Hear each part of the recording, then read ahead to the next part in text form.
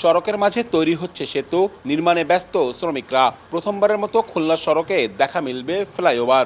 নগরের নিরালা আবাসিক এলাকা থেকে সিটি বাইপাস পর্যন্ত সংযোগ সড়কের মাঝে তৈরি হচ্ছে এই অবকাঠামো। খুলনা মহানগরীতে যান চলাচল স্বাভাবিক ও যানজট নিরসনে সিটি বাইপাস থেকে 3টি লিংক রোড নির্মাণ প্রকল্পের একটি নিরালার এ সড়কটি।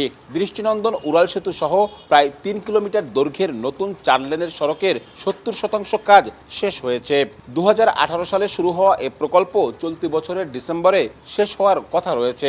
স্থানীয়রা বলছেন, সড়কগুলো চালু হলে শহরের যানচাপ কমার পাশাপাশি ভারী যানবাহন বাইপাস ব্যবহার করতে পারবে। যে কয়টা বাইপাস সড়ক আছে শহরে ঢোকার জন্য সবগুলোরই বাজে অবস্থা। ওভারব্রিজটা হইলে আমাদের যাতায়াতের জন্য অনেক সুবিধা হবে এবং অ্যাক্সিডেন্টও অনেক কম হবে। এই রোডটা হইলে আমাদের মনে করেন যে গাড়ি ঘোড়া চালানোর জন্য অনেক সুবিধা। বের হওয়ার ওই মুখটা কিন্তু কনজেস্টেড এবং ওইখানে যদি একটা ওভার ব্রিজের মতো না করে দেওয়া হয় তাহলে ওইখানে একটা যানজট সৃষ্টি হবে। এই সড়কটা যদিও আনকমপ্লিট, তারপরও দেখা যাচ্ছে যে খুব শর্ট টাইমে শহরের ভিতরে প্রবেশ করতে পারতেছি। তবে উড়াল সড়কের নিচে যান চলাচলের সুযোগ না রাখা এবং নকশার কিছু সীমাবদ্ধতা নিয়ে প্রশ্ন তুলেছেন নগর পরিকল্পনাবিদরা।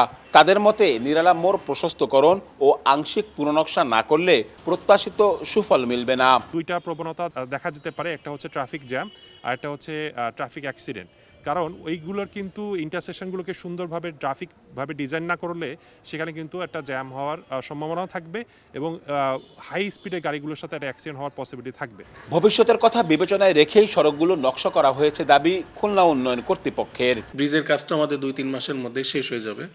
তো তারপরে আমরা হয়তো মেবি জুন, জুলাই বা এপ্রিলের আগস্ট দিকে হয়তো কার্পেটিংয়ের কাজটা করে রাস্তাটা আমরা করে দিতে পারবো।